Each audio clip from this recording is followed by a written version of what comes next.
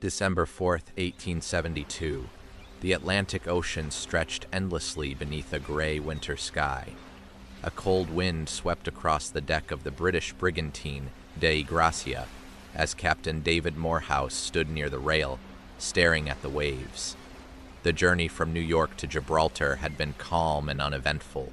His crew had settled into the familiar rhythm of life at sea, where days blended together beneath endless skies and nights passed beneath countless stars.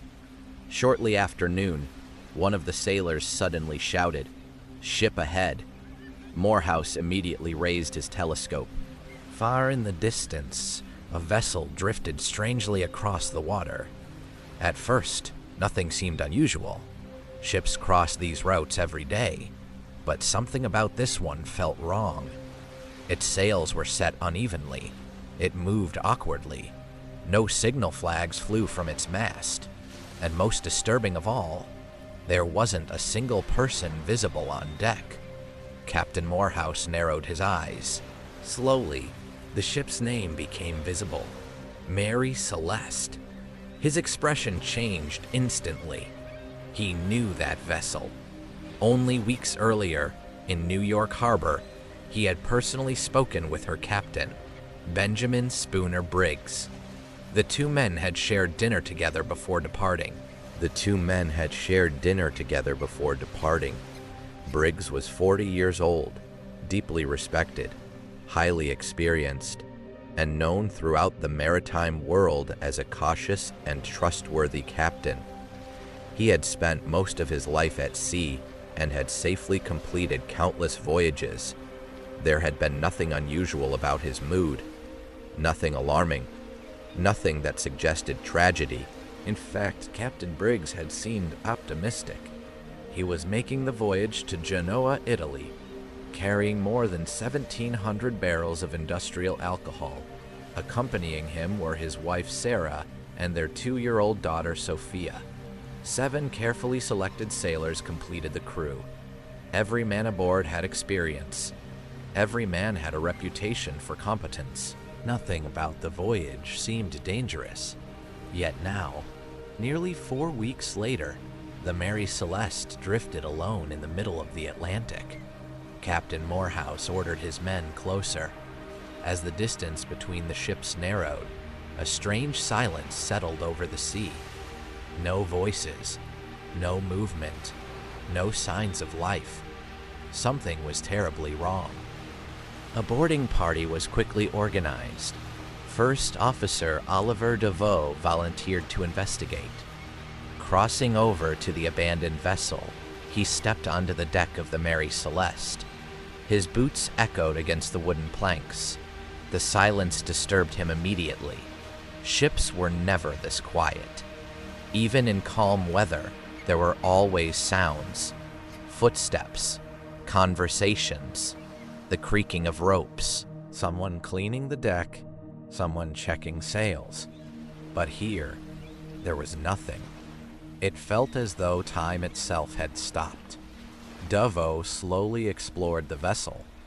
Everything appeared strangely normal. The cargo remained untouched. No signs of battle. No evidence of violence. No blood. No damage caused by cannon fire. No signs of mutiny. The ship had some water inside the hold, but not enough to threaten her safety. In fact, despite minor damage and worn sails, she remained perfectly seaworthy. Then DeVoe entered the captain's cabin. What he found would puzzle the world for more than a century. Captain Briggs' personal belongings remained exactly where they should have been. His clothes, his books, his papers, nothing had been disturbed. Nearby sat Sarah Briggs' sewing machine, with unfinished work still lying beside it. Little Sophia's toys remained inside the cabin. There was food stored for months. Fresh water supplies remained abundant. Teacups sat untouched. The crew's pipes and possessions were still there. Nothing looked abandoned. Nothing looked rushed. It appeared as though everyone had simply disappeared. Only a few things were missing. the ship's chronometer, its sextant, and the lifeboat. The last entry in the logbook was dated November 25th, 9 days earlier. The position written in the journal placed the ship near the Azores Islands, which raised a horrifying question. What had happened during those missing 9 days? Where had Captain Briggs gone? Where had his wife and daughter gone? Where had the crew vanished? And why would an experienced captain willingly abandon a perfectly seaworthy ship in the middle of the Atlantic Ocean? As the men searched further, they discovered unfinished tasks all around them. Laundry still hung drying. Ropes remained neatly coiled. The galley appeared prepared for another meal. Nothing suggested panic. Nothing suggested disaster. And yet 11 people had vanished, without a trace. Captain Morehouse understood immediately that he had stumbled upon something extraordinary, but he had no idea that this mystery would one day become the most famous maritime enigma in history. Thousands of miles away in New York, friends and family still believed the Mary Celeste was making her way safely toward Italy. No one suspected that the ship had already become a ghost. No one imagined that Benjamin Briggs and his family would never be seen again. News traveled slowly in 1872. Weeks would pass before newspapers learned the truth. And when they did, speculation spread like wildfire. Some believed pirates had attacked. Others suspected mutiny. There were whispers of sea monsters. Some even spoke of supernatural forces. But the reality was that nobody knew. Not Captain Morehouse, not the authorities, not the investigators. Nobody. As the Dei Gratia escorted the abandoned vessel toward Gibraltar, sailors aboard both ships felt uneasy. At night, some men avoided looking toward the Mary Celeste. Others claimed they heard footsteps coming from her deck. One sailor swore he saw movement near the captain's cabin. Another claimed he heard a child laughing carried by the wind. Most dismissed such stories as imagination, yet nobody could deny the strange feelings surrounding the ship. During the long journey to Gibraltar, Captain Morehouse found himself thinking about Benjamin Briggs. He remembered their conversations in New York.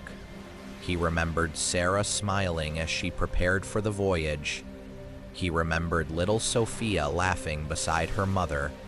How could an entire family simply disappear? Benjamin Briggs was not reckless. He was known for caution. His wife trusted him completely. His crew respected him.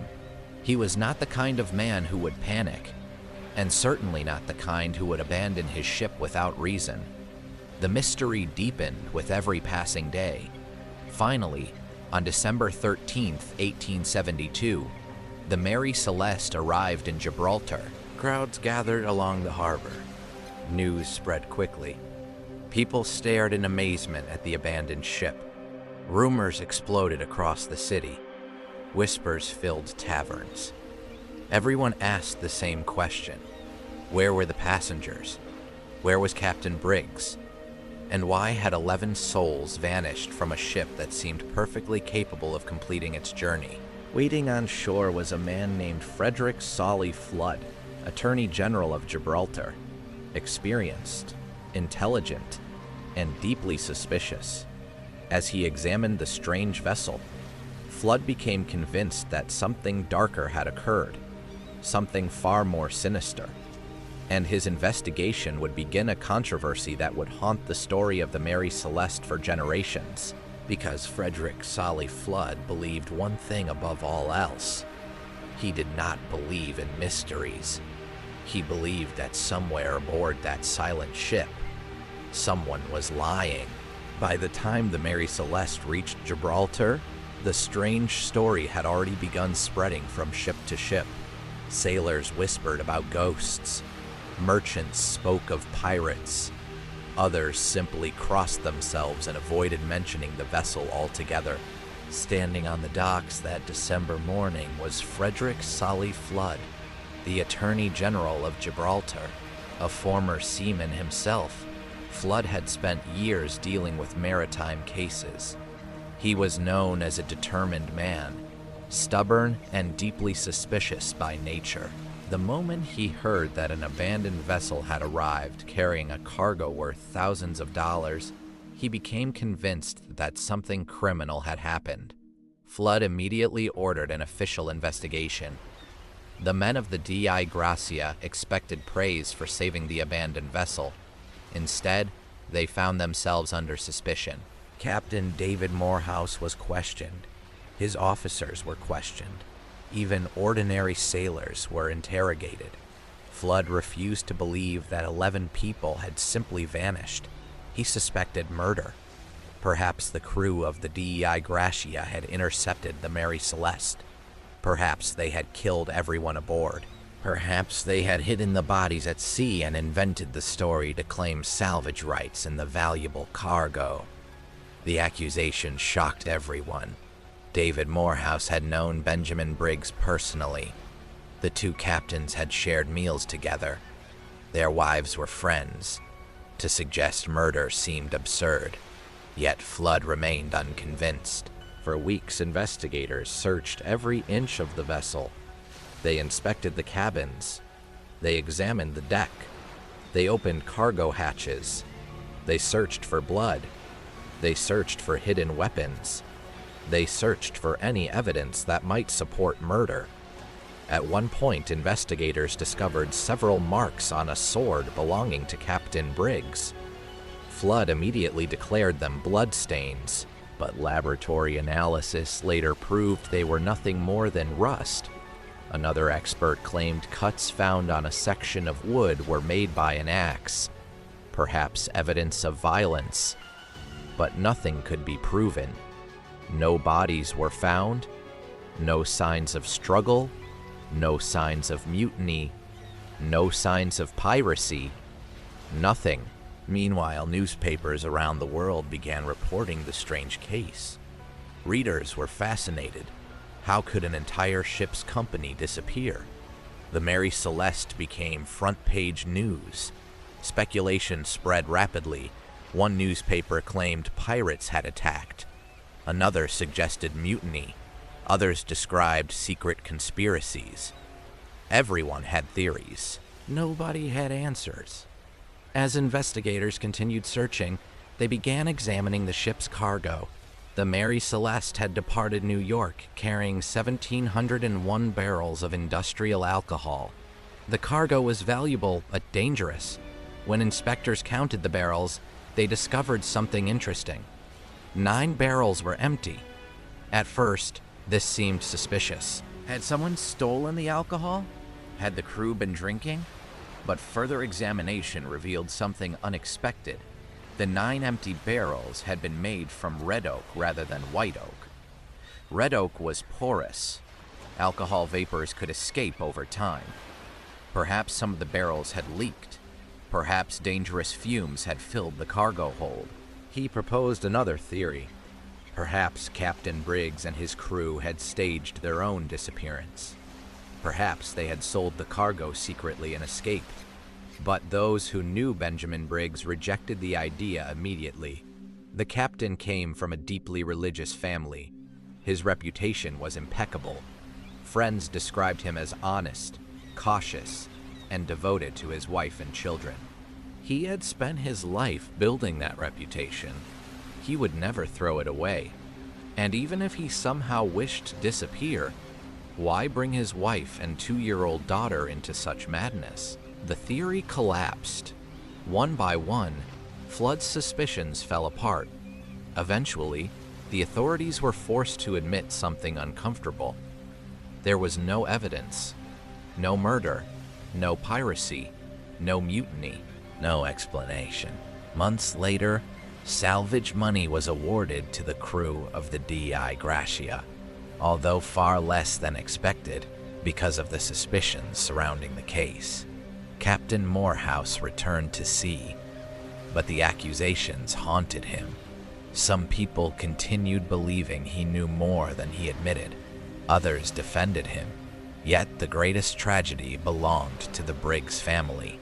Benjamin Spooner Briggs had been born in Massachusetts into a respected maritime family. The sea flowed through his blood. His father had been a captain. His brothers had sailed the oceans. Benjamin himself was known for discipline and caution. He rarely drank. He avoided unnecessary risks. He was considered one of the most trustworthy captains in America.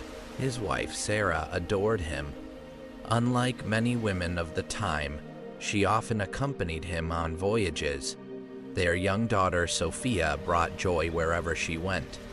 Friends remembered her bright eyes and endless curiosity. Benjamin's son, Arthur, had remained at home to attend school. It was a decision that would save his life. No one could have imagined that saying goodbye in New York would be the last time father and son would ever see one another. As years passed, Arthur Briggs spent much of his life wondering what had happened to his parents. He would never know, and perhaps nobody ever would. But despite the mystery, the Mary Celeste herself continued sailing. After the investigation ended, she returned to commercial service. Captain after captain commanded her. Year after year, she crossed the oceans. Yet among sailors, her reputation had changed forever. Many refused to serve aboard her. Some claimed the ship was cursed. Others believed ghosts still walked her decks. At night, strange stories emerged. One sailor claimed he heard footsteps in empty cabins. Another swore he saw a woman dressed in white near the stern.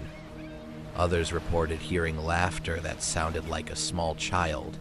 Superstition spread across ports from New York to London. Experienced seamen laughed at such stories publicly, but privately, many avoided discussing the ship altogether.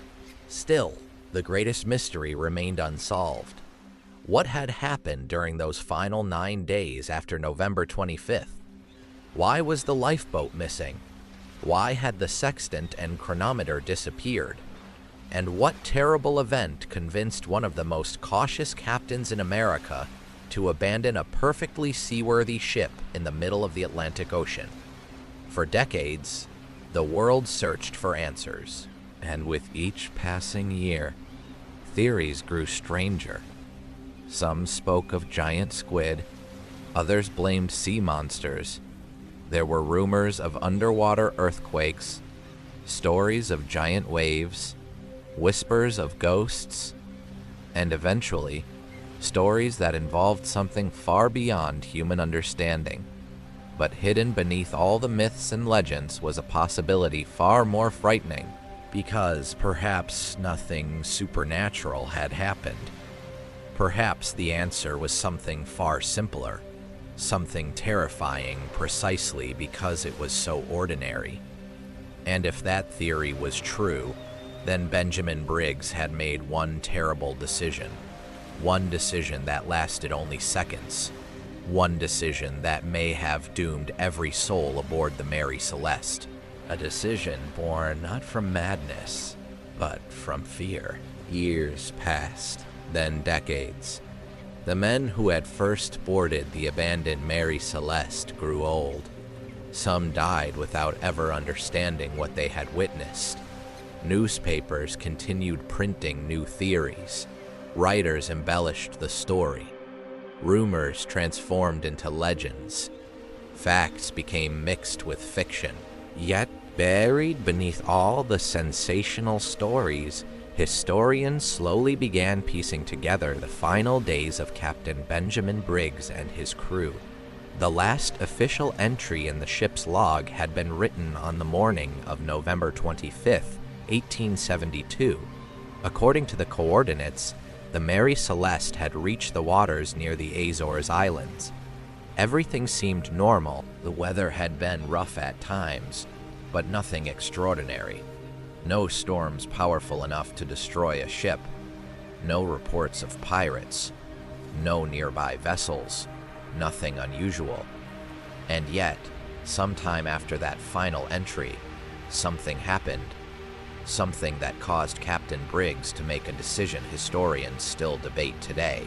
Modern investigators examining the case noticed several important details.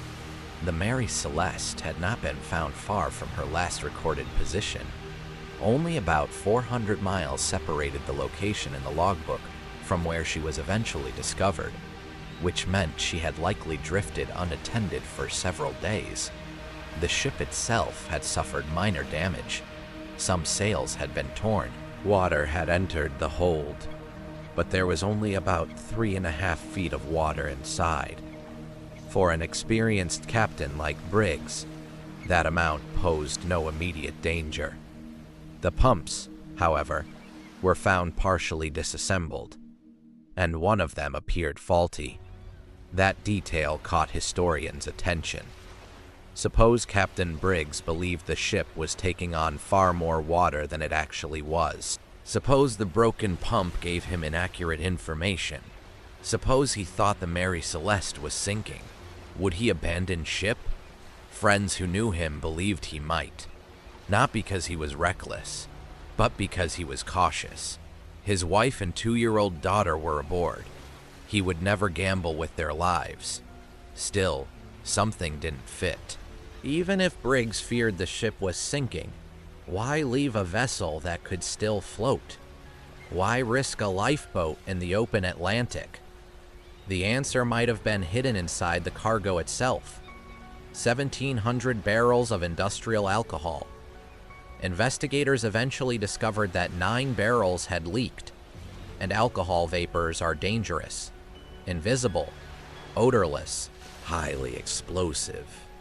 Modern scientists proposed an astonishing theory.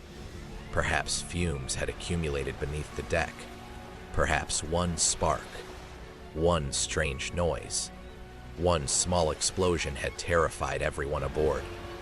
Not an explosion powerful enough to destroy the ship, but enough to produce a tremendous blast of pressure.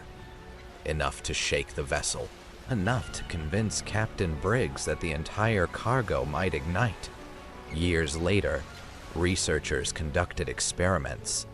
Using similar alcohol vapors, they recreated the conditions. The results surprised everyone. They discovered that a vapor explosion could create a terrifying wave of fire and pressure without leaving burn marks or visible damage. No flames, no destruction, just a loud, violent blast. Exactly the kind of event that might force an experienced captain to evacuate temporarily. Perhaps Briggs ordered everyone into the lifeboat. Perhaps he intended only to wait until danger passed. Maybe he attached the boat to the Mary Celeste using a rope. Perhaps they remained close, expecting to return in minutes. But then, something went wrong. One wave, one sudden gust of wind, one snapped rope, and within seconds, disaster struck. The lifeboat drifted away. The Mary Celeste, larger and faster, continued sailing, slowly, silently, leaving 11 people stranded behind. Captain Briggs, Sarah, little Sophia, and 7 sailors, watching helplessly as their ship disappeared into the distance.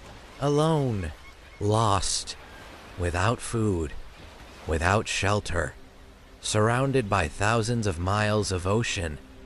Perhaps Benjamin Briggs watched his ship vanish beyond the horizon. Perhaps he held Sophia in his arms while Sarah sat beside him. Perhaps the crew tried desperately to row after the vessel. But a small lifeboat could never catch a brigantine driven by the wind. Eventually, the Mary Celeste became nothing more than a shadow, then a dot, then nothing. And perhaps, for the first time in his life, Captain Benjamin Briggs understood that he could do nothing. The sea had won. No one knows how long they survived. Days? Perhaps weeks. No one knows if another ship passed nearby. No one knows whether they died from thirst, exposure, or storms. The Atlantic kept its secrets. and the world would never find their bodies. But strange as the mystery already was, something even stranger happened, because the story refused to die. In 1884, more than a decade after the disappearance, a famous writer named Arthur Conan Doyle published a fictional story inspired by the event. He changed the names. He added murder, revenge, and supernatural elements. The story captured the public imagination.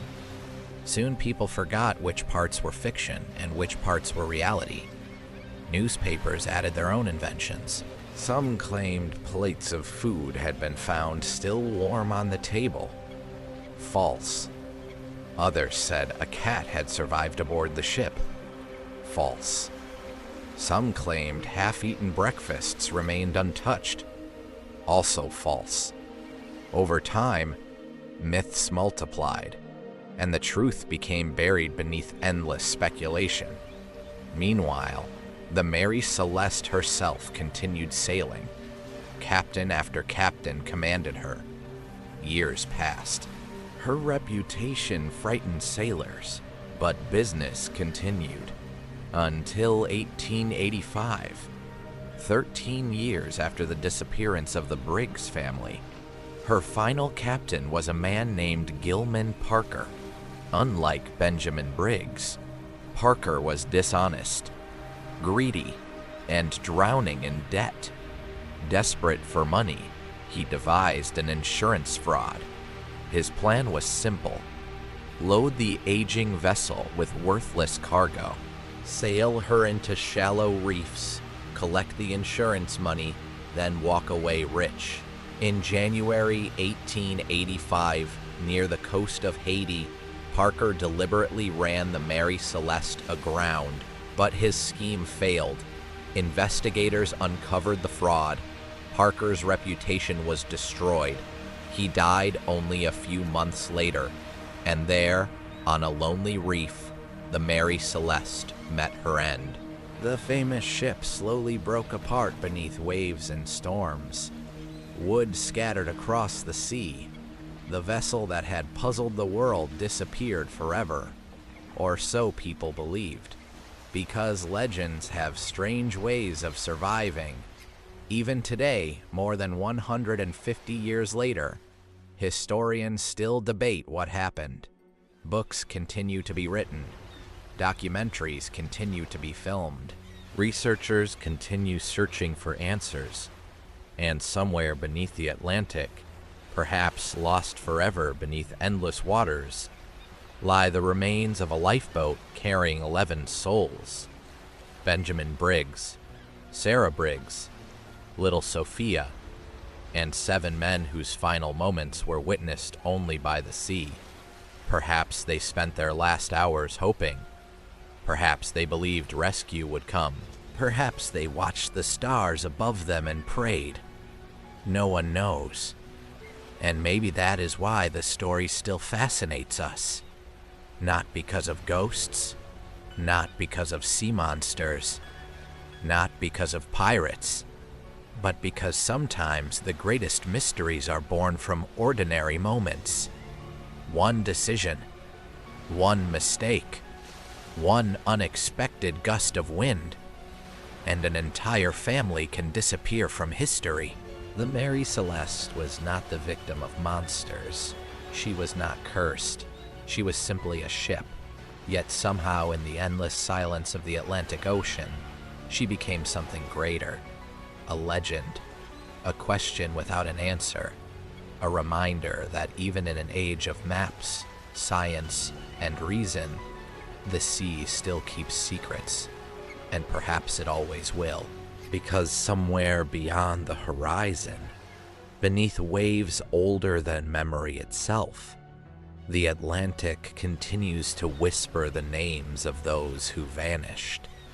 And among those whispers, one name remains louder than all the others: Mary Celeste.